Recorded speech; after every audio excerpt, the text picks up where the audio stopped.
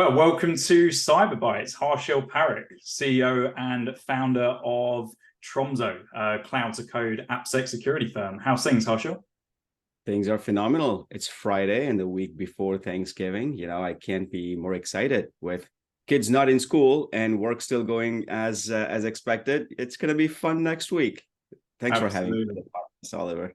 No, absolute pleasure. And I noticed that given all the reschedules we've had for this, I noticed that you've got a brand new LinkedIn photo standing in front of the New York Stock Exchange sign. So what's the story behind that photo? That was such a wild experience. I remember a few years ago, I was visiting New York. More than a decade ago, I was visiting New York, and I took a picture of myself outside the stock exchange, thinking, man, such an amazing institution, the epitome of capitalism here, right? And couldn't have imagined that at some point we'd be inside the building, going into the floor, talking to the market makers and going to the chairman's boardroom. But this whole experience was actually organized by the chief security officer of Intercontinental Exchange, which is the parent company of New York Stock Exchange. The CISO, Steve Pugh, is a phenomenal guy. He organized a get together for a bunch of CISO security practitioners, and I was one of the few lucky ones to be invited for that experience. So that's the history behind it. We actually ended up doing a few interesting things. I'm also a member of this group called SVCI, which invests in cyber startups. So a bunch of us members, we were a part of that New York Stock Exchange visit. Yeah, awesome. Well, it's nice to be there a decade on in a position and capacity you probably never dreamt of at the time. So yeah, nice work. Well, yeah. For people that haven't heard of you and aren't aware of Tromzo before, give us a bit of insight into kind of Tromzo and also the code to cloud space if people aren't familiar with that category.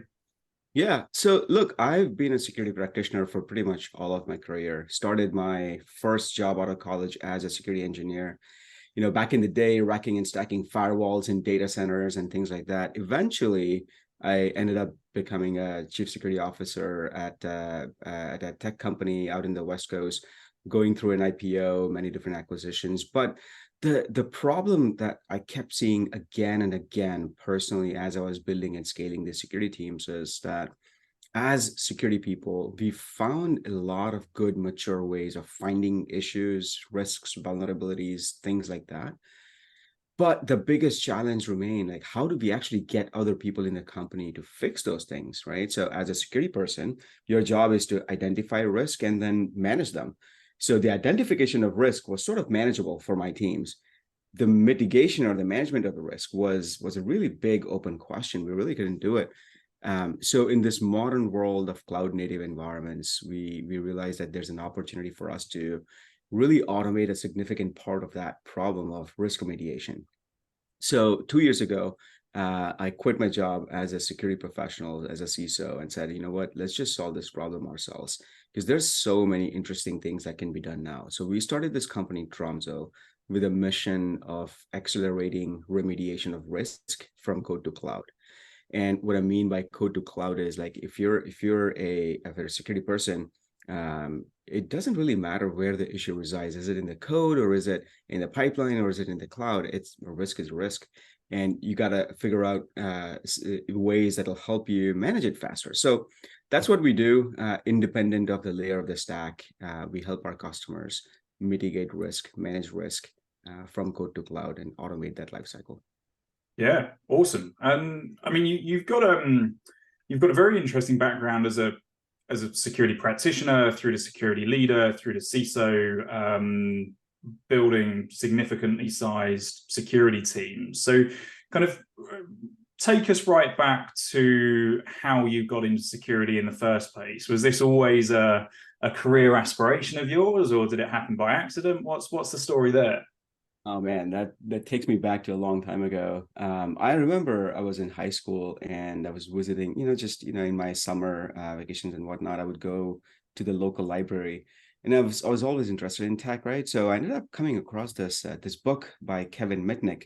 Now, I don't remember the name of the book, but Kevin Mitnick He recently passed away. He was one of the OG hackers.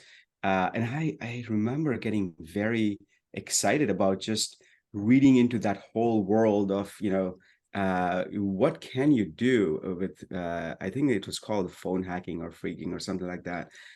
But there's just amazing stories about the possibilities of, if you think about technology from a different perspective, what are the things you can do? So I got very excited about it back in high school. But at that time, like, you couldn't really study security, right? There was no college degree or major. You couldn't take security. So I knew at that point, like, I wanted to do something in cybersecurity at that point. But the closest thing to cybersecurity was networking. So I majored in computer networking and got my CCNA and all those kinds of things way back when.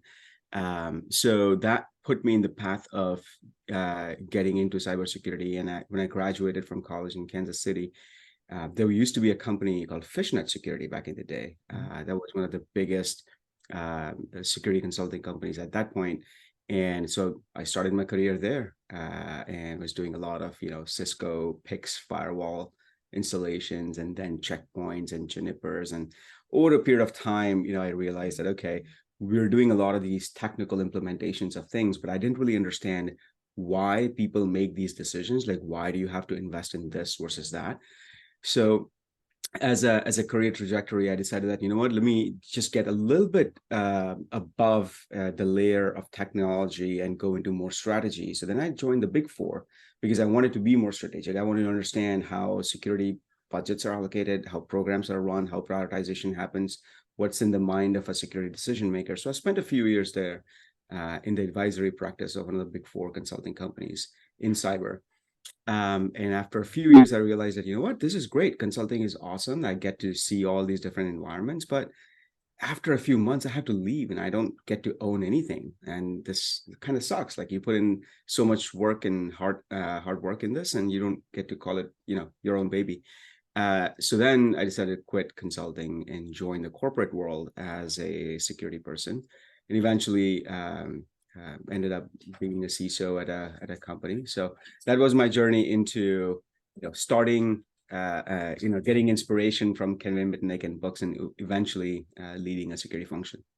Yeah, awesome. And it's interesting you touched on the consulting piece, because you're right. You kind of come in, you do the middle, or the beginning or the end of a project, but you rarely do the entirety. But then on the flip side, you get exposed to so many different environments that after a couple of years in consulting, in some firms, it's the equivalent to 10 years of working in one individual corporate company. So yeah, you probably came out a hell of a much more rounded security professional than just having worked in-house. And the Kevin Mitnick book, I think probably, I don't know exactly which one you're referring to, but I'm sure it prompted a lot of people reading it to potentially dabble on slightly the wrong side of the line. Was what made you want to go down the route of stopping the adversaries and staying on the white side? I mean, look, at the end of the day, when you're a kid in high school, you want to explore all kinds of different things, right? So I've had my own time in both sides of the line, but eventually, obviously, as a profession, there was just a lot of demand for cybersecurity, even when I was starting. Just I didn't want to go into software development. I tried it. I felt like it's not my thing. And cybersecurity was just much more exciting, and it paid well. It was a good career choice. Even retrospectively thinking, I think it made a lot of sense. It was just a lot more opportunities, good pay. It's just a good career progression, a lot of demand, and it's just exciting work to me. Yeah, no, great stuff. And so you said the software engineering side wasn't your thing. So when you came, so you've been a CISO, you've led security teams, you've got the idea that there's a much bigger problem that I can be solving here, and I've got an idea of how to do it. If you weren't the engineer, how did you kind of bring a team together to start developing what is now Tromzo in the very early days? Yeah, look, I mean, just because it wasn't my thing didn't mean I didn't understand it. I did understand how it works. I also recognize that's not my sweet spot. So the first thing I did was, before starting the company, I had to find somebody who's passionate about that, who would complement me, because I know that's not my sweet spot. So the most important thing, I think the best decision I made was not to start Tromzo by myself. Find a co-founder who was very complementary in my skill set. And my co-founder, actually, he comes from a very deep software engineering background. So he's the CTO. He's built enterprise software before. He knows how to grow and build teams. That's not my forte, and he's really good at it. So I think together we are a very complete team, because we are building enterprise software. And the unfortunate reality is most CISOs don't actually know how to build software, or at least not enterprise grade software. So we complemented that gap in my skills. Yeah, awesome. And was it an easy pitch to your CTO, or did it take a bit of convincing to kind of get him bought into the idea and kind of leaving and his full-time role and starting? Yeah, it was very easy. No, I'm just kidding. It's it wasn't an easy pitch to myself either, because at the end of the day, look, as long as the founding team understands and recognizes that what you start with may not be the same idea or the same implementation that you might have begun with. As long as you're in alignment with that, I think you'll be okay. So, and that's the same pattern that we followed. Like, look, we had a few different ideas, but just because it was a problem for me or my co-founder doesn't mean it's a problem for the vast majority of the market. Or just because we feel that that's a very painful problem doesn't mean there will be hundreds of customers who would pay, six-figure dollars in solving that pain point. So we had to go through the journey of market discovery, really understand what that pain point was. We honestly talked to more than 100 different security teams across, East Coast, West Coast, Europe, to really identify what is that underlying common theme that we can actually solve. And through those discussions and that journey of just understanding, we actually pivoted a few times, and this was all before starting the company, right? So our ideas, our value proposition, all of those became much more simpler, much more clearer to us through that journey. And that was the thing that both me and my co-founder did it together. It was not me going through that journey by myself or my co-founder going through that himself. And then coming together. It was the two of us learning through those discussions over a period of time. And then fast forwarding a little bit, Tromzo is now a thing. You left your full-time jobs. You're working full-time at Tromzo. When you came to kind of getting your first customers, was that a case of selling it for dollars straight away? Was there a free version? What was the kind of strategy and approach for getting those first customers and those first case studies on the board? Yeah, that's a good question. I mean, I think one of the things that we decided to do very early on is be very, very customer centric. So we started our first design partner in month number 4 of starting the company, when we didn't even have a real product. It was 2 web pages and some backend code, right? So it was very, very bare bones, and our design partners knew it. So our design partners, they bought into the vision of what we were trying to solve for. So they 100% agreed that is a problem they wanted to solve. They believe that we are the right team to actually help them solve the problem. So we made sure that we don't burden them with a lot of work, but also get the right feedback from them. We didn't charge them any money because honestly, money didn't matter at that point. Their feedback, their time was more important than anything else.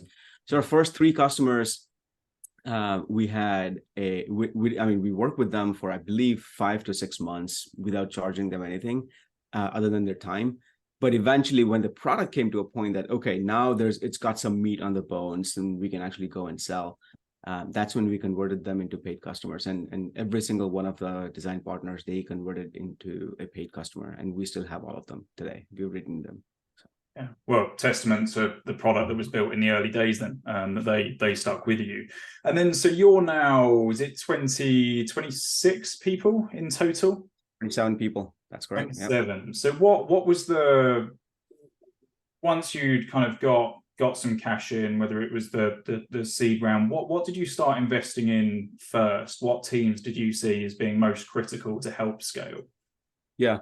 Yeah. So the absolute first things in the first year is to build a product, right? So you need engineers, and that's pretty much 100% of our investment in the first year. Only software developers. That's it, right? And because the founders are the product management team, the founders are the sales team, they are the marketing team. So we didn't invest in anything else. But once we knew that, okay, we had a product that we can sell and we've got some, paid customers, both me and my co-founder, we were selling the product ourselves and talking to more people, just trying to figure out that messaging, the positioning, and how do you sell it.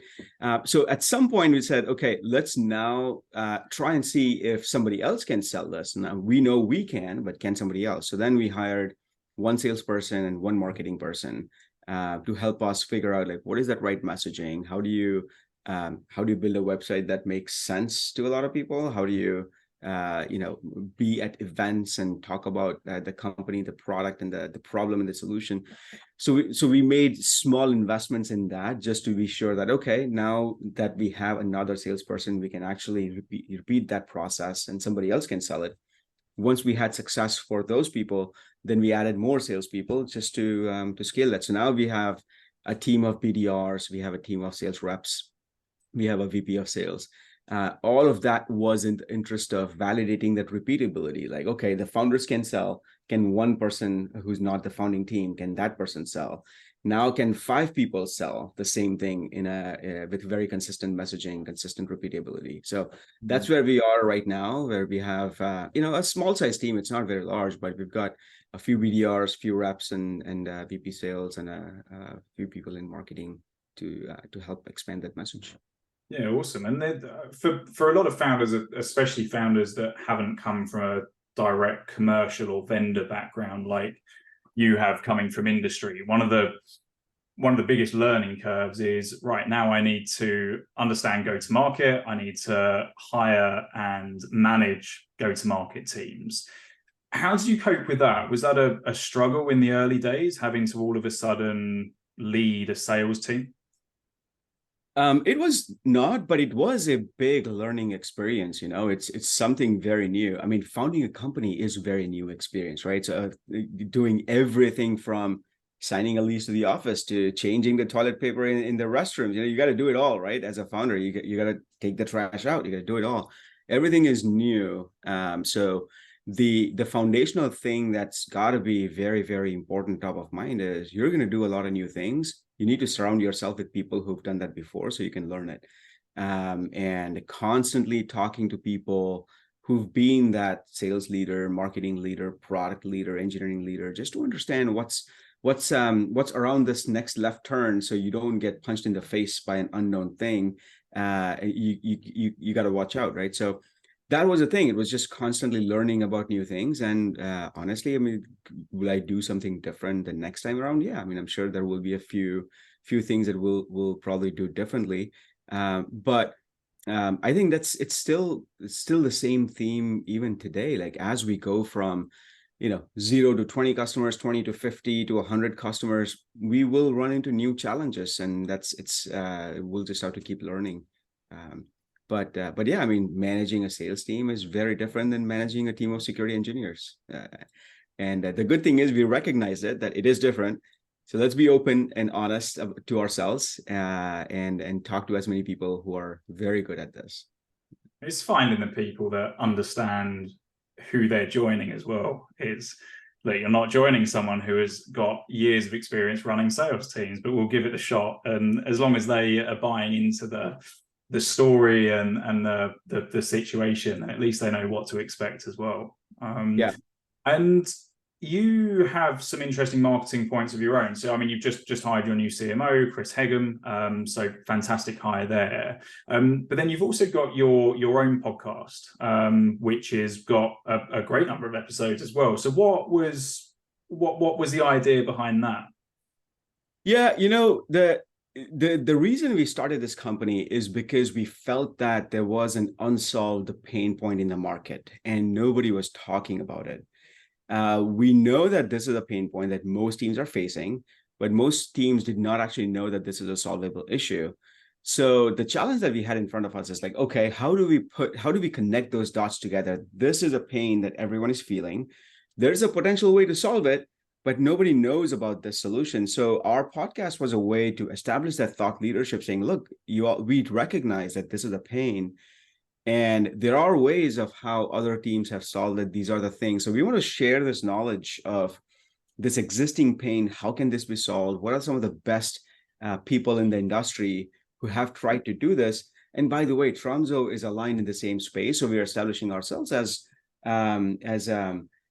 a group of people that are bringing some of the best minds in this space together to help you solve this real problem. And this is honestly less of a marketing initiative. It's more of just connecting the dots and being there for the industry that is feeling this pain point.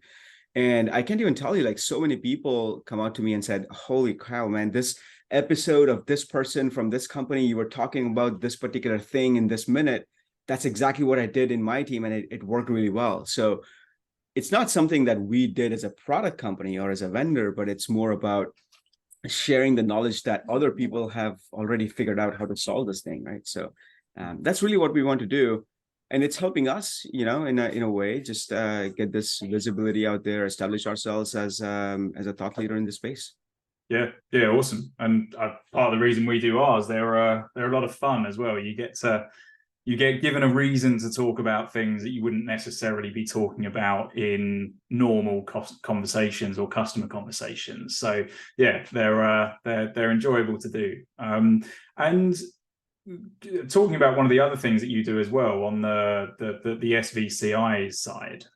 So you are one of the co-founders of that group.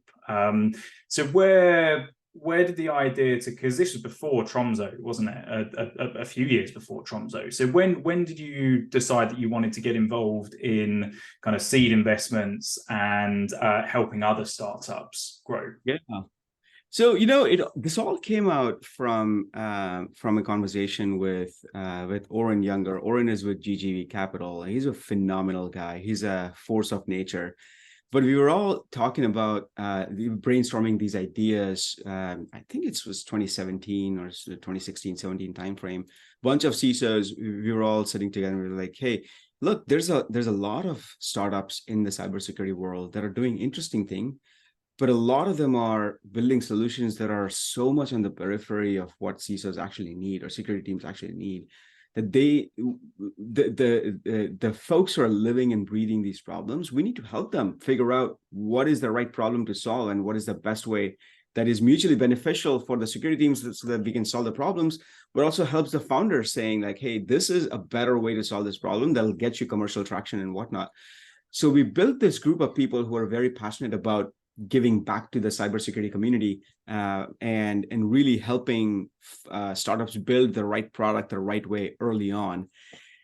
So while helping the startup community, we also wanted to see if we can actually monetize that, right? Monetize that help. So we built this syndicate, and the idea was that we'll bring some of the most forward-leaning security leaders who want to help out and be engaged with the founding teams at startups and help them really build out effective startups and security solutions. So we brought this group of people together, and the core mission was just to build this very, very strong group of brain trust that can help the founding teams. And we've had some phenomenal success so far. This is a very, very difficult environment, economic climate. Our portfolio at SVCI is doing phenomenal, really, really well. And I attribute a lot of that to, the portfolio companies building the right solutions with the right, and selling it to the right people and getting the feedback from the security community itself. Yeah, awesome. So, am I right in saying there's over 50 of you in the syndicate now? Yep, it's close to 70. Yes. 70. Wow. Yeah, it's grown tremendously then. And what are some of the kind of success stories from a investment and portfolio? Yeah, I don't want to name names, individual names, and we can have if you go to SVCI website, there's a listing of all of the portfolio companies, but there have been examples where we invested and helped the company all the way from seed funding, and now they are multi-billion-dollar valuation companies. which is great, not just for the the SVCI group as a credibility, but also the individuals who invested in them. They stand to make a little bit of money, right? And it's overall great investments. And I think this SVCI, the group of people at SVCI are just phenomenal in helping the startups. And there's got to be a huge amount of credibility when those founders are pitching and in customer meetings. If they've got SVCI in their investor list, then that's got to add a ton of credibility. If 100%. a lot of CISOs are putting their name to that company, it's more than just a VC name. So 100%. Awesome. And I mean, we are coming to the very end of 2023 now. So interesting year for a lot of tech, not just security. But what should people be excited about what's next and what's coming up in 2024 for you guys and Tromzo? For us at Tromzo, look, I think the space that we operate in, it is getting a tremendous amount of traction. Gartner called us as a brand new category, put us in the top of the hype cycle, and all of that for a reason, right? As a practitioner, Gartner is great for certain segments of enterprises, not and there's a way that they develop their opinion, which is after conversations with a lot of the industry folks. And what we are excited about is this space is very, very strong, even in this economic climate. So I can't even imagine if next year is getting better from an economy perspective in general, our space will be even more exciting. We're in the ASPM space, application security posture management. Love these acronyms, by the way. But it's a very exciting year for us. I mean, we are one of the leading companies within this space. It's a small market right now, but it's set to explode over the next couple of years. I'm very excited about going through that journey of growing the business, growing the company, and really defining and shaping the market. And we've already captured a vast majority of the market, but as the market grows, we'll grow with it. Can't wait to follow the journey. Well, Harshil, thank you so much for coming on. And this might go out after Thanksgiving. So in that case, I hope you've had a good Thanksgiving by the time this goes live. Awesome. Thank you so much for having me here, Oliver. Pleasure. Thanks, man. We hope you've enjoyed this latest episode of Cyberbytes, the podcast. Please give it a thumbs up, subscribe, and tell your friends. If you want to explore being a guest or how Aspiron Search can help you build high-performing security and go-to-market teams, then get in touch on LinkedIn or info@aspironsearch.com.